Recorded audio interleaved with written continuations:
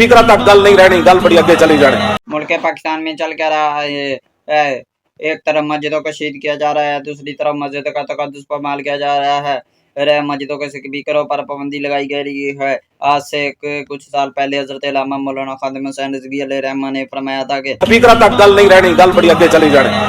कि जब मस्जिदों पर के स्पीकरों पर पाबंदी लगी थी कि ये बात स्पीकरों तक नहीं रहेगी, ये बात बहुत आगे तक जाएगी और स्पीकर तक गल नहीं रहनी, गल बड़ी अगे चली जानी। और उन्होंने ये भी फरमाया था कि ये जो लोग जिन लोगों ने मस्जिदों के स्पीकरों पर पाबंदी लगाई है, अगर आपने उनको दोबारा वोट देकर हुक्मरान बनाया तो आपकी मस्जिदों के ऊपर जो ये मीनार नजर आ रहे हैं, ये मीनार भी गायब हो जाएंगे। वैसा इस बार तो स्पीकर उतरे ना, ये मेरी गल तुसी याद रख लेना, जे तुसी इन्हां नूं दोबारा वोट दिते ना, इन्हां विचों किसी नूं भी मस्जिदां दे ਜਿਹੜੇ मीनार हैं ना, ये भी छोटे साहब हो जाने। इन्हां कोलों नफरत करो, इन्हां कोलों दूर हो जाओ, इन्हां ते अल्लाह दे अज़ाब आने ते फिर उस वेले नसन दी जान तुहानूं भी नहीं लभदी।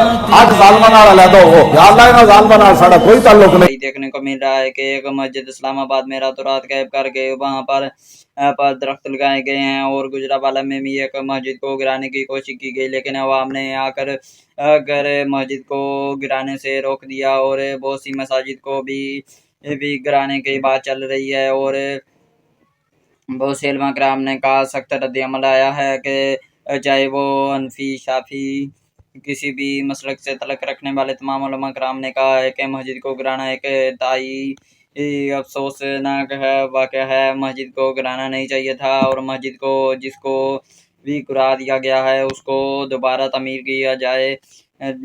और आपको ये बात बताते चले कि जो मस्जिद पहले शहीद हुई है, जिसको रातों रात शहीद करके वहाँ पर दरख्त लगाए गए हैं, वो आपको बताते चले कि पाकिस्तान बनने से पहले की मस्जिद थी, जिसे आप कहा जा रहा है कि गैर कानूनी मस्जिद है। और बताया जा रहा है कि वहाँ पर जो जब परवेज़ यानी कि पहले किसी यानी कि सरकारी सतह पर हुकूमत ने ही वो पहले हुकूमत पाकिस्तान ने ही वो मस्जिद फिर तमीर की थी पाकिस्तान बनने के बाद, और उसके बाद जी